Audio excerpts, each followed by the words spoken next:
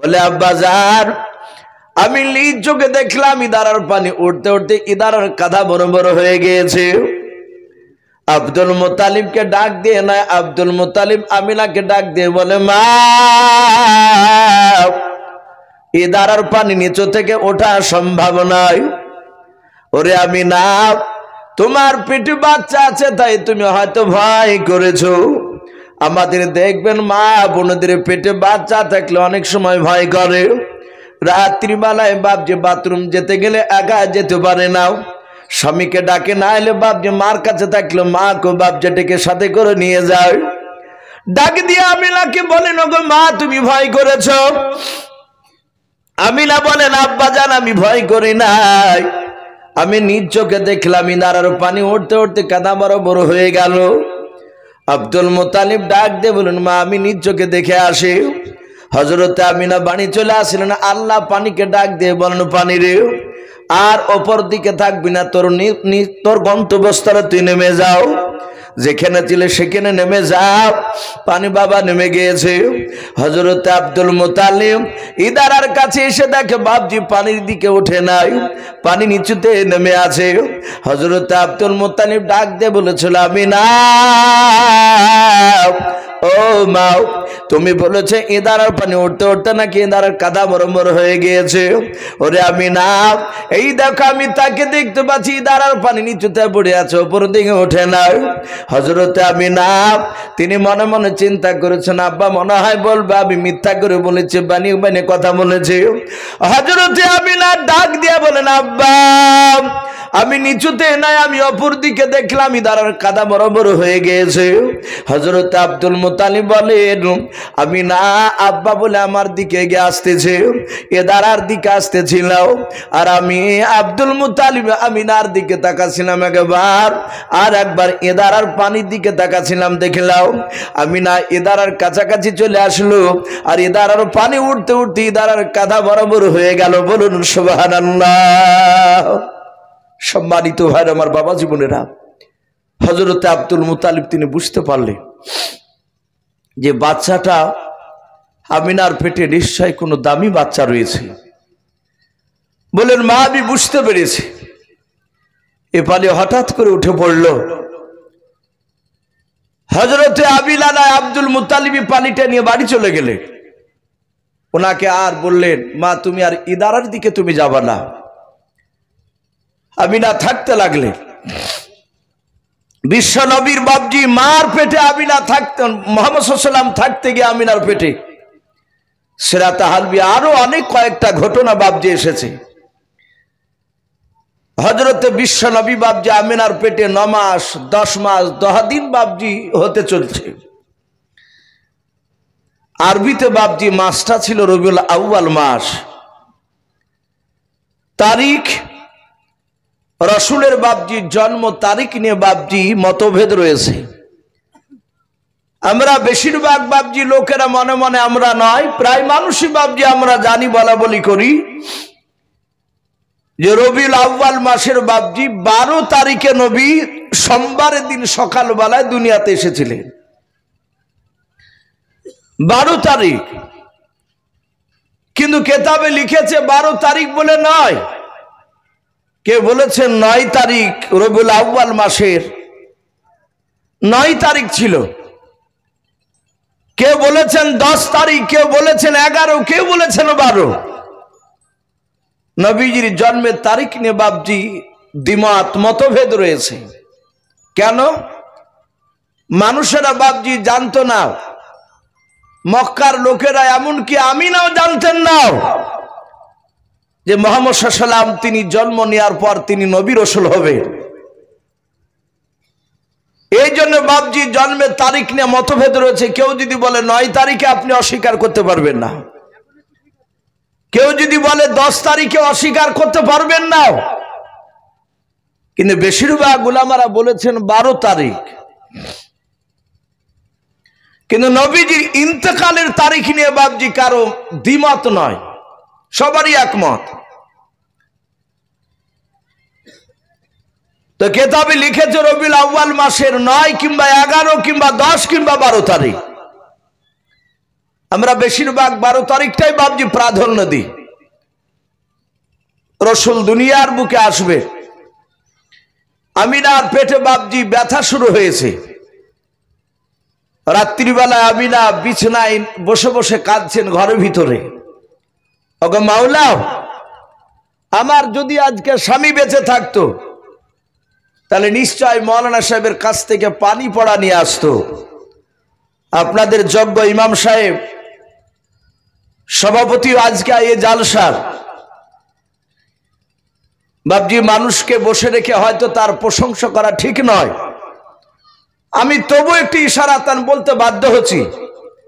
এই গ্রামের মানুষ খুব ভাগ্যবান যে একজন আপনারা যোগ্য ইমাম পেয়েছে।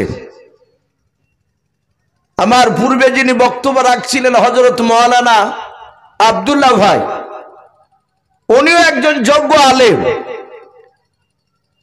আমি উনার আপনাদের এই মসজিদের ইমাম, নামাজ পড়াছিলেন ইশার, আমি গতকালকে ইশার উনার পিছনে পড়েছিলাম, আজকেও বাবজি এশার নামাজ পড়লাম। এত সুন্দর কেরাত পড়ছেন, কোরআন তেলাওয়াত করেছেন, জান ঠান্ডা হয়ে যাচ্ছে। যোগ্য ইমাম না থাকলে বাবজি জালসা মানায় না।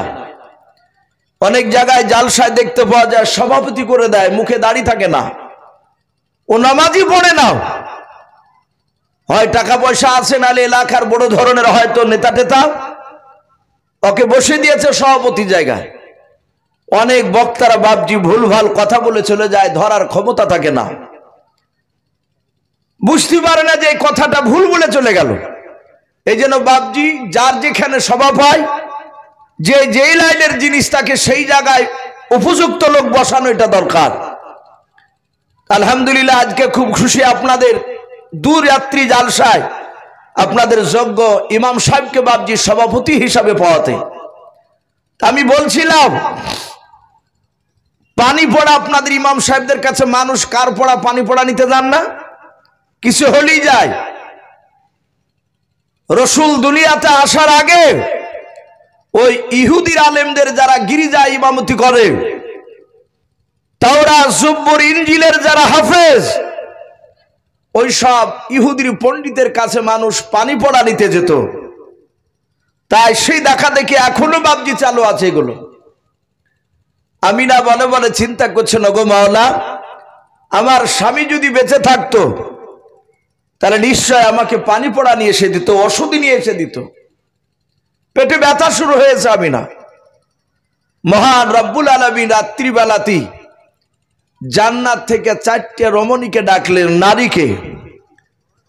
4 নারীকে ডেকে বলেন, আয় রমণীরা, আয়, এক্ষুনি জান্নাতে কাউসার পানি, জান্নাত থেকে মুশকে আম্বার, জান্নাতের দামি জান্নাতি পোশাক নেকড়া নিয়ে তোমরা চলে যাও আব্দুল্লাহর কুটুরিতে। জোরে বলুন সুবহানাল্লাহ। ওই আমিনার ঘরে 4টে অপরিচিতা নারী, তারা আমিনা, কেউ তাদেরকে চিনে না। সবাই মিলে বাবজি তারা ঘরে হঠাৎ করে প্রবেশ করছে। হযরতে আমিনা 4টে মেয়েকে ডাক দিয়ে বলল, বোন তোমরা কারা? 4টে মেয়ে মুচকে হাসি দিয়ে বলল, বোন পরিচয় পরে দেওয়া হবে, গ্লাসের পানিটা খেয়ে নাও। তোমার বুঝি পেটে ব্যথা? বলে হ্যাঁ, সন্ধ্যা থেকে প্রচন্ড ব্যথা শুরু হয়েছে। আমিনা পানি পান করলেন, পেটের ব্যথাটা ভালো হয়ে গেল। বলুন সুবহানাল্লাহ। আমিনা ডাক দিয়ে বলে, বোন কে গো, এত রাত্রিতে এসে তোমরা আমার উপকার করলে? বলে তোমার পেটে যে বাচ্চা আছে সে বাচ্চাটাকে আমরা স্বাগতম জানাতে এসেছি। জোরে বলুন সুবহানাল্লাহ। আর একটু জোরে বলুন সুবহানাল্লাহ। হযরত বাবজি আপনার আমিনা পেটে বাচ্চা রয়েছে, রসুল তখনও জন্ম নেয় নাই। কেতাবে লিখেছে বাবজি নবী রাতে জন্ম নিবে না দিনে জন্ম নিবে। রাতের ভাষায় রাত বাবজি দিনকে ডেকে বলে, দিন তোর চেয়ে আমার মর্যাদা বেশি হয়ে যাবে। বলে কেন? বলে রাত্রিবেলায় রাসূলুল্লাহ জন্ম নিবে, তোর চেয়ে দাম বেড়ে যাবে। আবার দিন বলল জন্ম নিয়েছে, বলে ন্যায়নি নিবে। বলে এই রাতের বেলা রসুল জন্ম নিবে না, দিনের বেলা জন্ম নিবে, তোর চেয়ে মর্যাদা আমার বেশি হয়ে যাবে। বাবজি নবী মক্কাতে জন্ম নিয়েছিলেন, মদিনার তখন দাম ছিল না। নবী আমার মক্কা থেকে হিজরত করে যখন মদিনাতে গেলে তখন মদিনার দাম এত বেড়ে গিয়ে পৃথিবীর মধ্যে বাপজি প্রতিটা মানুষ আমরা বলি সোনার মদিনা, জোরে বলুন সুবহানাল্লাহ, বলি নাই সোনার মদিনা? এত দামি জায়গা। হাজী সাহেবরা হজ করে আসলে জিজ্ঞাসা করায়, ভাই মক্কার মানুষ ভালো না মদিনার মানুষ ভালো? প্রতিটা হাজী সাহেবের একই উত্তর বলে যে পৃথিবী, শুধু মক্কা কেন গোটা পৃথিবীর মধ্যে মদিনার মতো মানুষ পাওয়া যাবে না, এত ভালো জায়গা। আর ভালো হবে না কেন? বিশ্ব নবী মদিনার মাটিতে শুয়ে আছে। নবী আমার আসবেন রাতে না দিলে, তা রাত দিন বাপজি তারা দুজনায় ঝগড়া শুরু করেছে।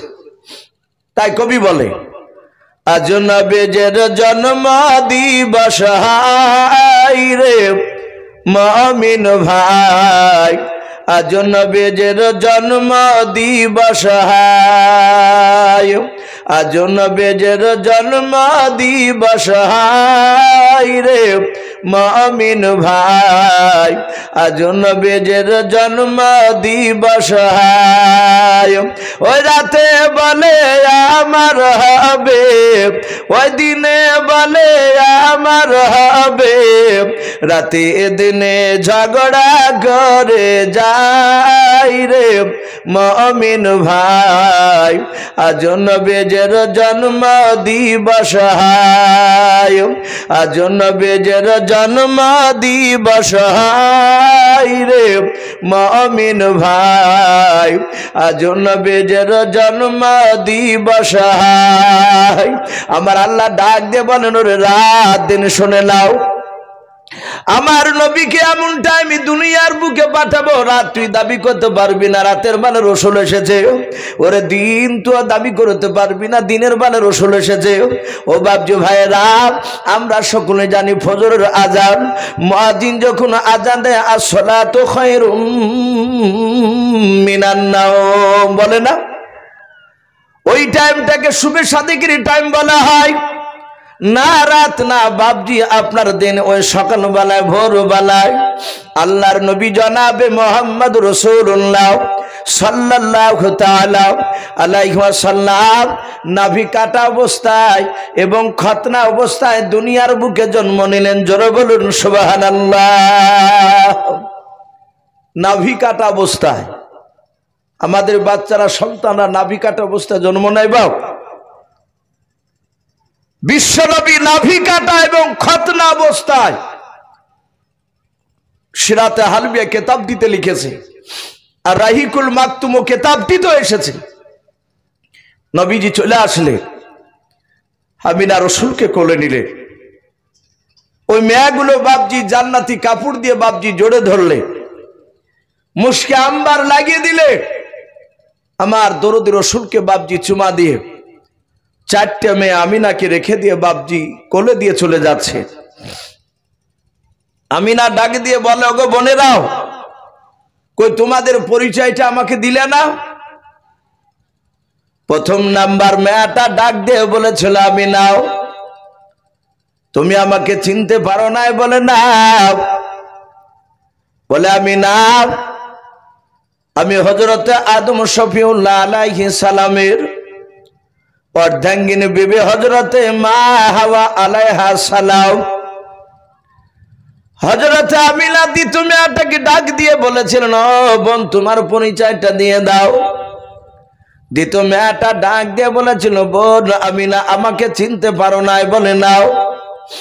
বলে আমি হযরতে ইব্রাহিম খলিলুল্লাহ আলাইহিস সালামের অর্ধাঙ্গিনী বিবি, আমি হযরতে মা হাজরা আলাইহা সালাম। 2 নাম্বার 3 নাম্বার মেয়েটা ডাক দিয়ে বলেছিল, বোন আমিনা তুমি আমাকে চিনতে পারো না? বলে নাও। বলে আমি হযরতে ঈসা রুহুল্লাহ আলাইহিস সালামের জন্ম দক্ষিণী মা হযরতে মরিয়ম আলাইহা সালাম। 4 নাম্বার মেয়েটা মাথাটা নিচু করে দাঁড়িয়ে আছে। আমিনা ডাক দিয়ে বলেছিল, বোন তোমার পরিচয়টা তুমি দিয়ে দাও। 4 নাম্বার মেয়েটা ফেলফাল করে আমিনার দিকে চেয়ে বলেন, বোন আমার স্বামীর পরিচয় দিতে আমি বড্ড লজ্জা পাই। বলে লজ্জা পাওয়ার কারণ নাই, তুমি বলো। ওরা যে হাসতে হাসতে তারা আনন্দ করে বলেছে কেউ নবীর মাও, কেউ বলেছে নবীর স্ত্রী। ওরে বোন, তোমার পরিচয়টি দিয়ে দাও। 4 নাম্বার মেয়েটা ডাক দিয়ে বলেছিল, বোন, সারা পৃথিবীর মানুষ আমার স্বামীকে কেউ ভালো বলে না। কোরআন শরীফে বাপ যে বেঈমানের নামটা পাওয়া যায়, যে বেঈমান কোরআন শরীফে বাপ যে পাওয়া যায়। দুনিয়ার বুকে বাপ যে খোদা দাবি করেছিল, আনা রব্বুকুমুল আলা, ওই বেঈমান ফেরাউনের বাপজি বিবি হযরতে আসিয়া আলাইহিস সালাম, বলুন সুবহানাল্লাহ। 4টে মেয়ে বাপজি তাদের পরিচয় দিয়ে তারা অদৃশ্য হয়ে গেল। এখন আমিনার কোলে বাপজি বিশ্ব রসুল এসেছে। আব্দুল মুতালিব তৎকালীন সেই জামানায় তিনি কাবা শরীফের মোতাল্লি ছিলেন।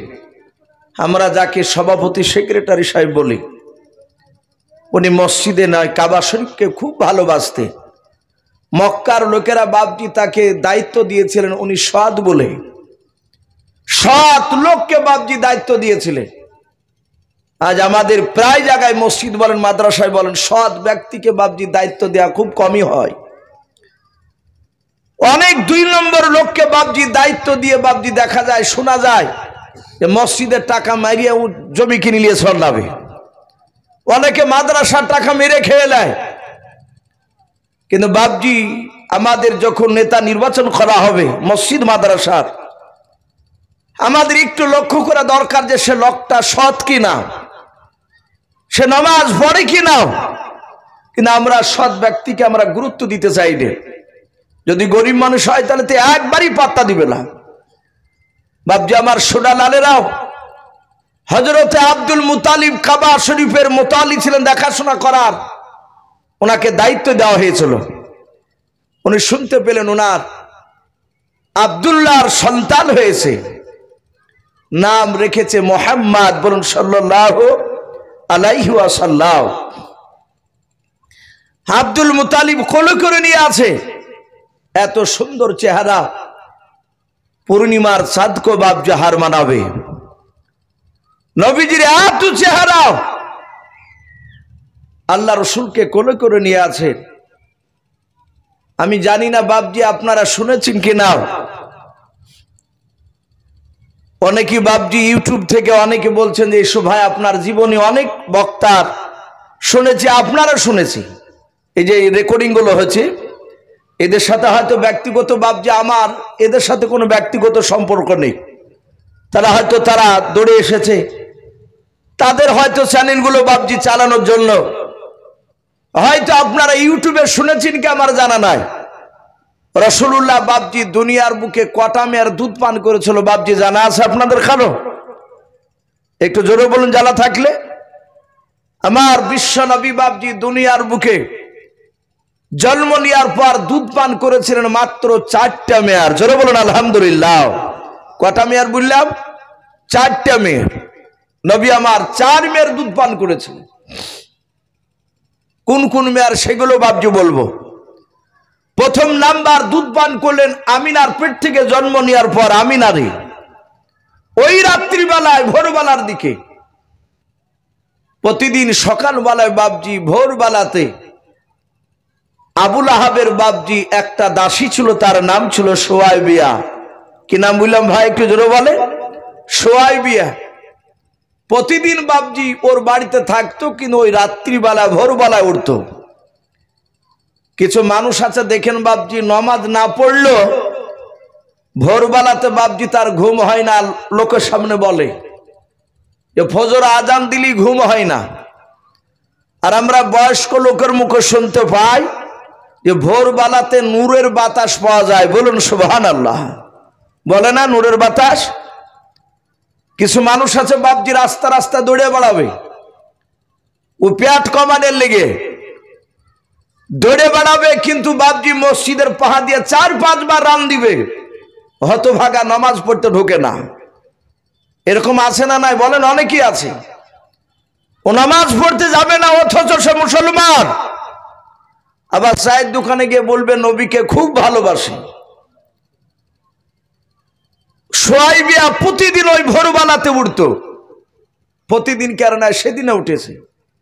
ওঠার পর তাকে দেখছে আসমান থেকে একটা রড লাইটের মতো আলো সোজা আব্দুল্লাহর কুটুরিতে বাবজি পড়েছে, আমিনার ঘরে। উনি দূর থেকে দেখলেন ওই আলোতে অনেক মানুষ মনে হচ্ছে ঘোরাফেরা করছে। সোয়াইবিয়া দেখল এটা আমি আবুল আহাবের দাসী। আবুল আহাব তখন নিদ্রায় ঘুমিয়ে আছে। আমি যদি এখন ডাকতে যাই তাহলে ঘুমের ব্যাঘাত ঘটলে হয়তো আমাকে বকবে, মারবে। আর ঘুমের ব্যাঘাত আমি ঘটাবো না। ও ঘুমিয়ে থাকতে থাকতে একটু খোঁজটা নিয়ে আসে কি হলো ওখানে। সোয়াইবিয়া যত কাছে যায় তত বাবজি মানুষ দেখতে পাই না। সেরাতে হালবে কেতাবটিতে লিখেছে আল্লাহ রসুলকে বাবজি জান্নাত থেকে 70,000 ফেরেশতা রহমতের নবীকে স্বাগতম জানাতে এসেছিলেন। বলুন সুবহানাল্লাহ। মানুষরা চিনতে না পারলে জানতে পারলে আল্লাহ তো জানছেন যে ইনি নবী আমার, রসুলকে পাঠিয়েছি। আপনাদের যোগ্য মাওলানা সাহেব রয়েছেন, হাফেজ সাহেব পিলাস এবং আলেম কারি সাহেব মানুষ যারা উলামা বাবজি তারা পড়েছেন মিরকাত বলে একটা বই রয়েছে, মান্তিকের কিতাব। জেনারেল শিক্ষিত ভাইয়েরা যারা একটু উচ্চ শিক্ষায় শিক্ষিত হয়েছেন তারা জানেন যে দর্শন কাকে বলে। দর্শন বলে একটা সাবজেক্ট রয়েছে, এটা বাংলা আমরা বলি, ইংরেজিতে বাবজি ফিলোসফি বলি, তর্ক বিতর্কর বাবজি সেটা সাবজেক্ট। ওর ওই দর্শন বলেন আর ফিলোসফি বলে, তার যদি জ্ঞান না থাকে সে মানুষকে কথা বলে বোঝাতে পারবে না। অনুরূপভাবে ওই কেতাবগুলো ওই বই সাবজেক্টটা কি আমাদের মাওলানা ভাষায় বাবজি ওটাকে মান্তিক বলা হয়, যাকে ফালসাফার ইমাম বলি আমরা, যিনি লিখেছেন এই মান্তিক কিতাব। তে মিরকাত বলে বাবজি একটা বই রয়েছে, ওই বইয়ের বাবজি সারাতে নাই মতনে লেখা আছে খুতবায়। আল্লাহ রসুলকে প্রশ্ন করা হলো, হে রসুল আপনি কবে থেকে নবী ছিলেন? এই মুহাম্মদ সাল্লাল্লাহু আলাইহি ওয়াসাল্লামের কথা। আমার পূর্বেকার বক্তা হযরত মাওলানা আব্দুল্লাহ সাহেব বারাকাতুহুম আলিয়া উনি বলছিলেন নবী জীবনী বাবজি শুনতে গেলে সত্যি 1-2 দিনে শোনা সম্ভব নয়। তো মোটামুটি কথা একটু বাবজি একটু টাচ দিছি। তো আল্লাহ রসুল বলেন, এই সাহাবা আমি তখনও নবী রসুল ছিলাম যখন আদম শফিউল্লাহ আলাইহিস সালাম যখন পানি এবং মাটির সাথে মিশ্রিত অবস্থায়, আমরা যাকে কাদা অবস্থায় বলি, নবী বলছেন আমি তখনও রসুল ছিলাম। জোরে বলুন সুবহানাল্লাহ। তাহলে বাবজি রসুলুল্লাহ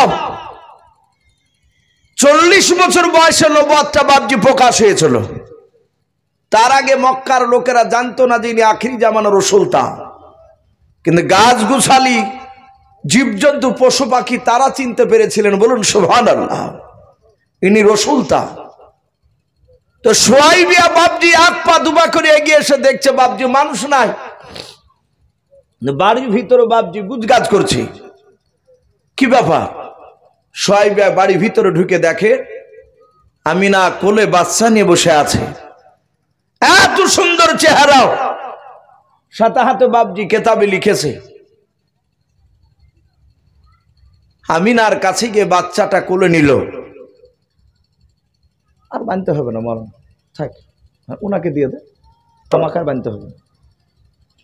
ডাক দিয়ে বললেন, সোয়াইবিয়া মনে মনে চিন্তা করছেন যদি এই বাচ্চাটা এত সুন্দর, এই ছেলেটা বড় হওয়ার পর লোকেরা প্রশংসা করবে, এই বাচ্চাটাকে নিয়ে যদি আমার স্তনে মুখ লাগে একটু দুধ পান করাতে পারতাম, জীবনটাকে ধন্য মনে করতাম। বলুন সুবহানাল্লাহ। তাই সোয়াইবিয়া বলল, বোন আমিনা এই বাচ্চাটা আমাকে দেবা না? বলে কেন?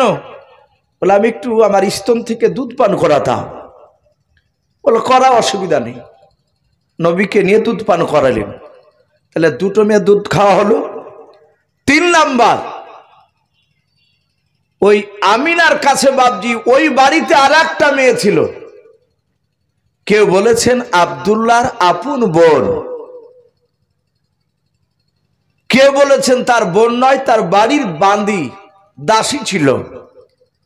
বেশিরভাগ উলামারা লিখেছেন আব্দুল্লাহর ওটা বোন, নাম ছিল বাবজি উম্মে আইমন। কি নাম বললাম? উম্মে আইমন। উম্মে আইমন দেখলো একটা পাশের বাড়ি আবুল আহাবের দাসী সোয়াইবিয়াও সে দুধ পান করালো। আর আমার ভাই আব্দুল্লাহ আমিনাকে বিয়ে করে নিয়ে আসার পর থেকেই আমার বান্ধবী হয়েছে। আমি এর সাথে অনেক উঠা বসা করেছি, আর আমি দুধ পান করাতে পারবো না। উম্মে আইমন বলল, আমি নাও কিছু মনে না করলে আমি তোমার ছেলেকে নিয়ে আমার স্তন থেকে দুধ পান করাতাম। বলে অসুবিধা নাই, খাওয়া। উম্মে আইমন পান করালেন। তাহলে তিনটে হলো, 4 নাম্বার আসছে। মক্কা নগরে বাবজি সেই সময় একটা প্রথা ছিল, একটা বাতাস বইতো মক্কা নগরে, বাতাসটাকে লুহ বাতাস বলা হয়। লাম ওয়াও হা, লুহ শব্দের অর্থ হচ্ছে দূষিত। মক্কা নগরে শুধু মক্কাতেই, ওই কুরাইশ বংশের ওই এলাকাটায় বাচ্চা জন্ম নিলি 2 মাস 4 মাস করে মক্কা নগরে তার মার কাছে থাকলি বাচ্চার শরীরে ঘা হইতো, পচা ধরে বাচ্চা মারা যেত। মানুষের একটা আতঙ্ক ধরে গিয়েছিল। এই যে কয়েক বছর আগে বাবজি করোনা গেল, বাসে খুক খুক করে কাশলে মানুষ চাদরটা দিয়ে এমনিকে ঢেকে, কাশিওয়ালা লোক হলে ওর কাছ থেকে 10 হাত দূরে গিয়ে দাঁড়াইতো ভয়। এমনই মানুষের বাবজি আতঙ্ক ধরে গিয়েছিল। অনেক জায়গাতে করোনার সময় তো বাবজি মানুষকে বিনা গোসলে দাফন করিয়েছে, এরকমও রিপোর্ট রয়েছে। দুধ থেকে বাবজি পানি ঢেলি দিয়েছে, ভয়ে লাড়েনি। এ ছিল একটা আতঙ্ক। মক্কা নগরে বাবজি ওই রকম আতঙ্ক ধরে গিয়েছিল মানুষে। সেই সময় মুরুররা দেখেছিল মক্কার বাচ্চা মক্কার বাইরে চলে গেলে অন্য জায়গায় গিয়ে মানুষ হতো, সে বাচ্চাটা বেঁচে যেত, মরতো না। তাই তারা আইন চালু করেছিল, মক্কার মেয়েরা বাচ্চা জন্ম দিবে, মানুষ করবে অন্য দেশের মায়েরা, দাইমারা, ওরা যে মানুষ করবে তার বিনিময়ে বাবজি তারা মোটা অঙ্কের টাকা পাবে। তাই প্রতিদিন বাবজি মক্কার বাহির থেকে মানুষেরা মক্কা নগরে বাচ্চা নিতে আসতো। রসুল আমিনার কাছে 5 দিন ছিলেন মক্কা নগরে। 5 দিনকার দিন আমার বিশ্ব নবীকে কোলে করে নিয়ে আমিনা রাস্তার ধারে বাবজি দাঁড়িয়েছে। আপনাদের যেমন মেন লালবাগের এই কদম শরীফ, যে আপনার এই যে কুর্মিতালা যে মোড়, এইরকম বাবজি রাস্তার ধারে বাবজি দাঁড়িয়ে আছে আমিনা। তার শ্বশুর মশাই আব্দুল মুতাল্লিব রসুলকে বাবজি আমিনা কোলে করে নিয়ে। প্রথম নাম্বার যে বাবজি দাইমা আসলো বাচ্চার খোঁজে, আমিনার কাছে আসলো যে মেয়েটা, সে মেয়েটার নাম কেতাবে এসেছে রকিয়া বিনতে আবু জোহাস। রকিয়া ডাক দিয়ে বলেছিল, আমিনাও এই বাচ্চা কার? আমিনা বলেছিল বাচ্চা আমার। বলে বাচ্চাটা কি দিবা? নাও। বলে দার জন্নতি দাঁড়িয়ে আছে। হযরত রকিয়া বিনতে আবু জোহাস মেয়েটা আল্লাহর রসুলকে বাবজি কোলে নিয়ে বাবজি চুমা দিতে শুরু করে দিলাও। এমন ভাবে ভালোবাসা বাবজি দিতে লাগলো, আদর স্নেহ করতে লাগলো। লাস্ট বেলায় বলেছিল, গো বোন আমিনা, এই বাচ্চা আমি নিয়ে যাব, আমাকে কি দিবা না? বলে কেন দেব না, দেওয়ার জন্য তো দাঁড়িয়ে আছে। ডাক দিয়ে বলেছিল, রে বোন আমিনা, আমি বাচ্চা নিয়ে যাব, তার পূর্বে একটা কথা বলে, বাচ্চার আব্বা দুনিয়ার বুকে কি কাজ করে একটু খুলে বলাও। হযরতে আমিনা ডাক দিয়ে বলেছিল, আমার বোন রুকিয়াও, এই ছেলেটার আব্বা দুনিয়ার বুকে বেঁচে নাই, মারা গিয়েছে, কোনো কাজ করতে পারে নাই। ছেলের আব্বা মারা গেছে, সিরিয়া ব্যবসা করতে গিয়ে আর জিন্দা ফিরে আসে নাই। রকিয়া শোনার পর ডাক দিয়ে বলল, আমিনা বাপ মরা ছেলে এতিম বাচ্চা ছেলে নিয়ে গিয়ে কোনো মোটা টাকা পাওয়া যাবে না। ওরে আমি না, তোমার বাচ্চা তুমি নিয়ে নাও, আমি অন্য বাচ্চা নেব যে বাচ্চার আব্বা বেঁচে আছে, মোটা টাকা ইনকাম করে। হযরত বাবজি আমিনাকে ফেরত দিয়ে বাবজি চলে গেল রোকেয়াও। দ্বিতীয় নাম্বার আর একটা মেয়ে বাবজি এসে চলল। ওই মেয়েটার নাম কেতাবে লিখেছে ফাতেমা বিনতে আবু কুবা। ফাতেমা বলে বাবজি দাইমাতে এসে বলেছিল আমিনাও এই বাচ্চাকে আমাকে দিবা না, বলে কেন দিব না? ওই ফাতেমা আল্লাহ রসুলকে বাবজি কোলে নিয়ে বাবজি চুমা দিতে দিতে দিতে বলেছিল এত সুন্দর বাচ্চা জীবনে প্রথম দেখলাম। ওরে আমিনা এই বাচ্চা আমি নিয়ে যাব, বলে নিয়ে যাও। যার সময় ডাক দিয়ে বলেছিল বল আমিনা এই ছেলের আব্বা পৃথিবীর বুকে কি কাজ করে বললাও? যখন বলে ছেলের আব্বা বেঁচে নাই, মারা গিয়েছে, আর সঙ্গে সঙ্গে হযরত ফাতেমা ওই রোকিয়া দাইমার মতো বাবজি বাচ্চা ফেরত দিয়ে চলে গেল। এইভাবে এক না দুই নাই, সন্ধ্যা বাবজি লাগতে লেগেছে, সূর্য লালি দেখা দিয়েছে। বাবা হযরত বাবজি আমিনার কাছে এক নাই দুই নাই 70টার ওপরে বাবজি দাইমারা আল্লাহর নবীকে বাবজি সবাই নিব বলেছিল। যখন শুনেছিল নবীজির আব্বা বেঁচে নাই, তখন বাবা ওই 70টার ওপরে দাইমা তারা বিশ্ব নবীকে কেউ নাই না, সবাই ফেরত দিয়ে বাবজি চলে গেল। আমিনা রসুলকে কোলে করে নিয়ে কাঁদছেন, ওগো মাওলা, ওগো রব্বুল আলামিন, তুমি কেনই বা বাচ্চা দিলে এত সুন্দর? এই বাচ্চার আব্বাকে কেন তুমি কেড়ে নিলে? এই যে বাপ মারা বলে কেউ নিল না, 70টার উপরে দাইমা সবাই ফেরত দিয়ে চলে গেল। অটোমেটিক বাপজি নার্ভাস হবে, দুঃখ করবে, এটা সবাই। আব্দুল মুতালিবকে বলছেন আব্বা আমার ছেলেকে আর বাঁচানো যাবে না, এ ছেলেকে মনে হয় আর কেউ নিবে না। বলে মা কাঁদিস না, নিশ্চয় দাইমা আল্লাহ পাঠিয়ে দিবে, আল্লাহ নিশ্চয় দাইমা পাঠাবে। বলে কখন আসবে? তো সন্ধ্যা লেগে গিয়েছে, আজ যদি না নেয় আগামীকালকে আবার, আগামীকাল রাস্তায় দাঁড়িয়ে থাকলে এই মেয়েরা আর আমাদেরকে একবার মুখের কথা জিজ্ঞাসা করবে না। আর মনে হয় দাইমা নেই। কিতাবে লিখেছে বাবজি ওই সমাতার একটা দাইমা ছিলেন, ওই 70-এর মধ্যে এসেছিলেন না উনি, ওনার নাম কিতাবে লিখেছে হালিমাতুস সাদিয়া রাদিয়াল্লাহু তাআলা আনহা। এ হালিমার স্বামী শহীদ, এরা দুজনাই পাতলা দুবলা উঠে চেপে এসেছিল। ওরা অর্থ কাঠামো খুব ভালো ছিল না, তাদের গরিব মানুষ খুব। কিন্তু হালিমাতুস সাদিয়ার একটা বাচ্চা ছিল, তার নিজে জন্ম দিয়েছিল, সেও দুধের বাচ্চা। বাচ্চার জন্ম না দিলে তো বাচ্চাকে মানুষ করতে পারবে না দুধ খেয়ে নিজের। সে বাচ্চাটার নাম ছিল বাবজি আব্দুল্লাহ।